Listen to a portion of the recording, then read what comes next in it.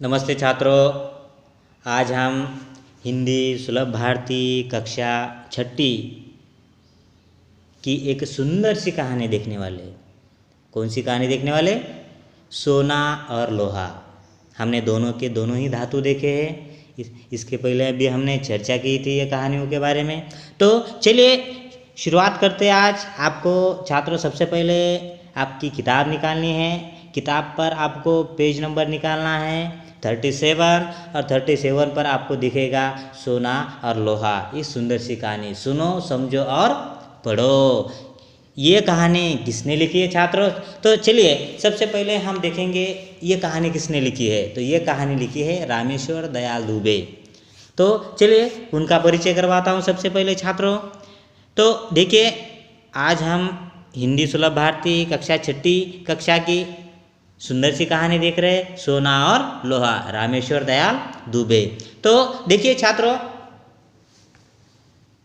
21 जून 1908 जो कि मैनपुर उनका जन्म हुआ है, जो कि उत्तर प्रदेश में है। उनका मृत्यु भी देख सकते हो हम छात्रों 24 जनवरी 2011 है। रचनाएं देखिए अभिलाषा, चलो चले, डाल डाल की पंछी, माँ यह कौन, फूल और कांटे आदि। इन्होंने ये सुंदर सुंदर रचनाएं की है। किन्होंने छात्रों? रामेश्वर दयाल दुबे जी ने। तो ये बाल साहित्यकार है। कौन है ये? बाल साहित्यकार। और जो आज हम कहानी देख रहे हैं ये कहानियों में जो कि आपको रूप रंग की जो अपेक्षा है, जो महत्व आप रखते हो, इसके बारे में आपको बताया गया है ये कहानी के माध्यम से। देखिए इसमें क्या क्या बताया है। सोना और लोहा ये दो धातु भी बताए यहाँ पर।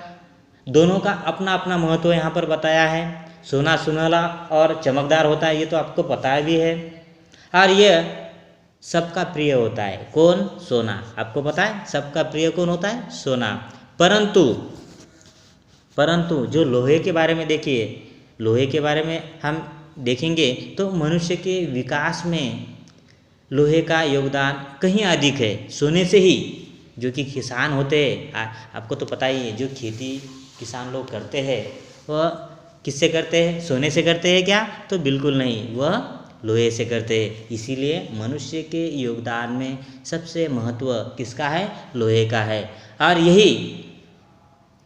यही सोना और लोहा ये जो कहानी है, ये कहानियों में रामेश्वर दयाल दुबे ने यही यहाँ पर बताया गया है। तो चलिए छात्रों आज हम देखेंगे जो कि हमने रामेश्वर दयाल दुबे का सबसे पहले मैंने आपको जन्म के बारे में बताया, मृत्यु के बारे में बताया, लेकिन उनका जीवन भी मैं आपको उनके जीवन के अभी थोड़ा सा परिचय यहाँ पर करवा देता हूँ। देखिए 21 जून 1908 मैनपुरी जो कि उत्तर प्रदेश में है के हिंदपुर गांव में जन्मे श्री रामेश्वर दयाल दुबे हिंदी में जो कि उत्तमा साहित्य रत्न परीक्षा उत्तीर्ण कर राज्यश्री पुरुषोत्तम दास टंडन की प्रेरणा से 1936 में वे वर्धा गए और वहाँ उन्होंने गांधी जी की अध्यक्षता में गठित हिंदी प्रचार समिति से जुड़कर काका कालेलकर के संरक्षकत्व में 5 बरस तक कार्य किया। 1942 में जब राष्ट्रभाषा प्रचार समिति का गठन हुआ तब उससे जुड़कर सहायक मंत्री और परीक्षा मंत्री के रूप में भी लगभग 40 वर्षों तक हिंदीतर प्रदेशों में निरंतर प्रवास करते हुए हिंदी की अखंड सेवा की। देखिए ये योगदान में उनका किन से निकट संबंध आया। तो यह योगदान में अयोध्या सिंह उपाध्याय, रामचंद्र शुक्ला, मैथिली शरण गुप्त, मुंशी प्रेमचंद, सूर्यकांत त्रिपाठी, सुमित्रानंदन पंत, महादेव वर्मा, रामधारी सिंह, ये जो श्रेष्ठ साहित्यकार है उनसे जो कि रामेश्वर दयाल दुबे जी का निकट का संबंध था। ये था इनका जीवन। तो चलिए छात्रों आज हम प्रारंभ करते हैं सोना और लोहा। और सोना और लोहा देखते समय हमने उनका संभाषण भी देखा था, सोने का भी देखा था, लोहे का भी देखा था।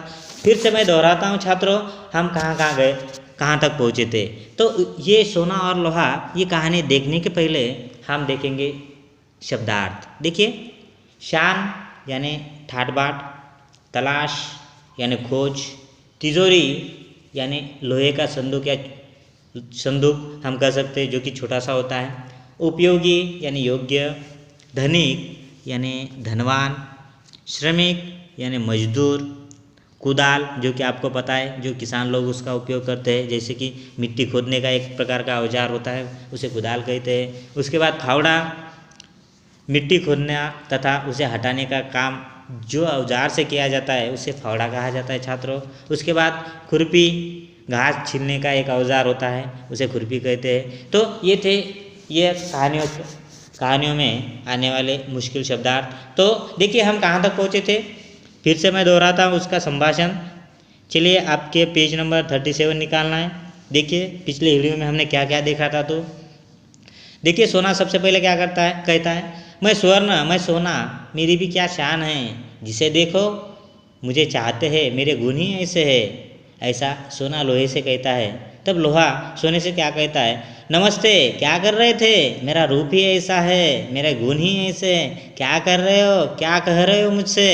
तब सोना क्या कहता है, मैं क्या झूठ बोल रहा हूँ, मेरा चमकता पीला रंग देख संसार में सबसे सुंदर है। ऐसा सोना लोहे से कहता है। तब लोहा क्या कहता है, सोने पहले ये तो बता कि तू तिजोरी से बाहर क्यों आया, लाख बार कहा कि तेरा बाहर आना खतरे से खाली नहीं, मगर तू मानता ही नहीं, तेरी रक्षा का सारा भार मुझ पर है।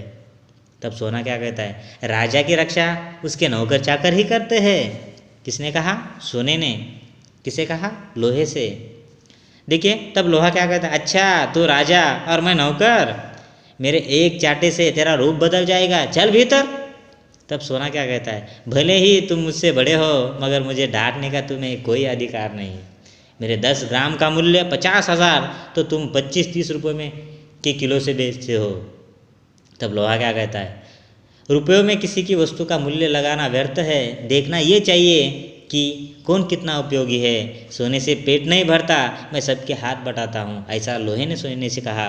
तब सोना क्या कहता है, अरे लोहे से कैसे पेट भरता है लोहा, ऐसा सोने ने कहा। तब लोहा क्या कहता है, मैं अगर न रहूँ तो किससे बनेगा फावड़ा, कुदाल, खुरपी, मकान बनाना हो तो लोहा ही चाहिए। युद्ध में लोहे के ही अस्त्र शस्त्र काम देते हैं, कोई बड़ा काम करना हो लोहे के बिना हो ही नहीं सकता।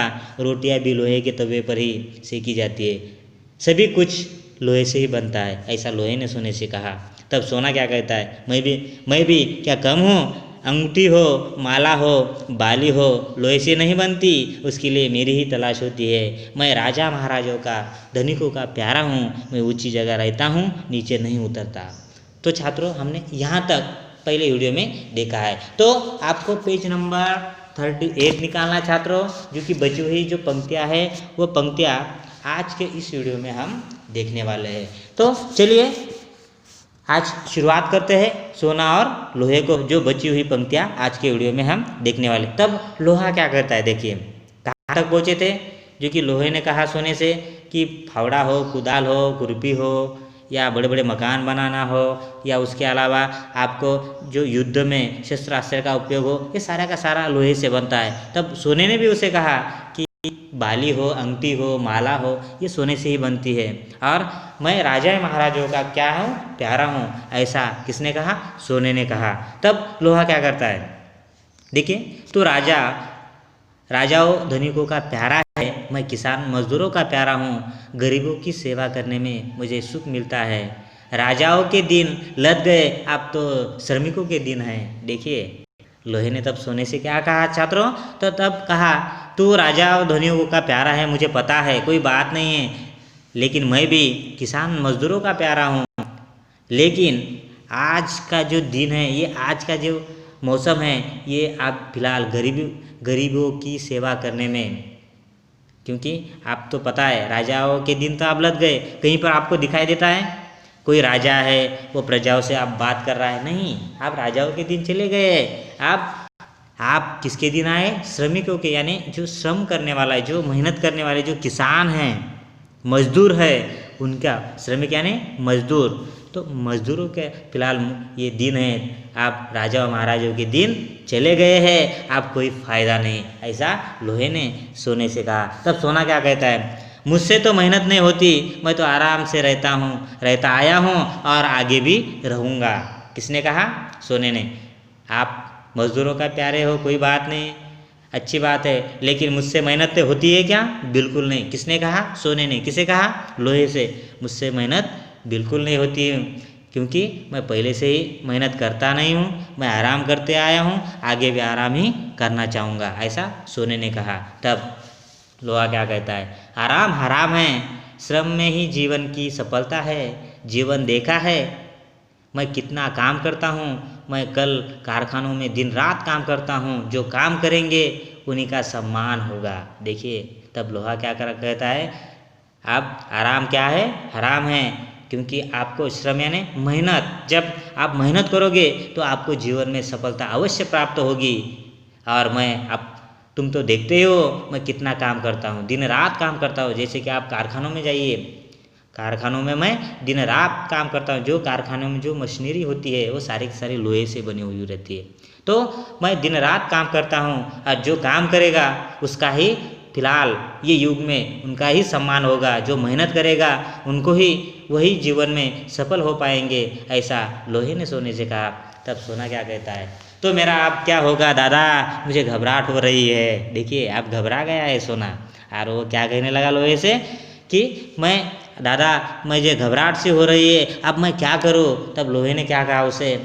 तू डाल डाल में पात पात डर मत सोने, मैं सदा तेरी रक्षा करता आया हूँ, आगे भी करूँगा, मगर अब तू घमंड करना छोड़ दे। देखिए तब उसने लोहे ने क्या कहा? सोने तू डरो मत, मैं पहले से आज तक तेरी सदा यानी हमेशा तेरी रक्षा करता आया हूँ, आगे भी मैं तेरी रक्षा करूँगा। लेकिन आपका जो घमंड है, जो कि तू कहता है कि मेरा जो 10 ग्राम का मूल्य 50,000 है, ये तेरा जो घमंड है, मैं सबसे राजाओं महाराजों का प्यारा हूँ, धनिकों का प्यारा हूँ, ये जो घमंड करता है ना तू, ये घमंड करना छोड़ दे, ऐसा लोहे ने सोने से कहा। तब सोना क्या कहने लगता? दादा छोड़ दूंगा भैया, मगर मेरी रक्षा करना। देखिए कोई बात नहीं है, मैं मेरा जो घमंड है, जो मेरा अभिमान है, वो मैं छोड़ दूंगा, लेकिन तुम मेरी क्या करना? रक्षा करना। तब लोहा क्या कहता है? अच्छा तू मेरा छोटा भाई है ना, चल भीतर चल, बिना पूछे बाहर मत आना। तब उसने कहा कोई बात नहीं है, तू मेरे छोटे भाई जैसा है, तू भीतर चल। भीतर यानी कहाँ? तिजोरी में। आपको तो पता है सोना कहाँ रखा जाता है? तिजोरी में। तो सबसे पहले भीतर चल, बाहर मत निकलना, क्योंकि तू खतरे से खाली नहीं होता है। तो इसी प्रकार की ये सुंदर सी कहानी है छात्रों, ये आज हम सुंदर सी कहानी देखी। तो देखिए छात्रों, ये कहानी आपको सबसे पहले मुखरवाचन करना है, और ये कहानियों पर बहुत सुंदर सुंदर सवाल भी आपको पूछे जा सकते हैं, जैसे कि सोने से कौन कौन सी चीज़ें बनाई जाती है, तो इसका भी मैंने आपको स्पष्टीकरण दिया है। उसके बाद 10 ग्राम सोने का मूल्य कितना था, इसका भी जवाब आपको लिखना है। उसके बाद 1 किलो लोहे का मूल्य क्या है, ये भी आप लिख सकते हो, उसका भी आंसर जवाब। लोहे पर किसकी रक्षा का भार है, ये भी आपको सवाल पूछा जा सकता है। और किससे मेहनत नहीं होती, किससे मेहनत नहीं, ये अभी ही मैंने आपको बताया। तो चलो छात्रों, तो आज हमने रामेश्वर दयाल दुबे जी की सुंदर सी कहानी देखी, सोना और लोहा। कल आपको मैंने कुछ सवाल पूछे हैं, वह सवाल का जवाब आपको काफी में लिखना है। आज यहीं पर रुकेंगे छात्रों। तो सोना भी देखा है आपने और धातु भी। तो कल आप आते समय आप क्या कर सकते हो, तो आपको कल आते समय जितने भी धातुओं के नाम पता है, वो सारे के सारी धातुओं के नाम की आपको क्या बनानी है? सूची बनानी है। और उसके अलावा उसके अलावा भी आप क्या कर सकते हो, खनिज तेल या खजाना जब समाप्त हो जाए तो इसके बारे में भी आप 10-12 पंक्तियाँ आप लिख सकते हो। तो आज के लिए यहीं रुकेंगे। Thank you.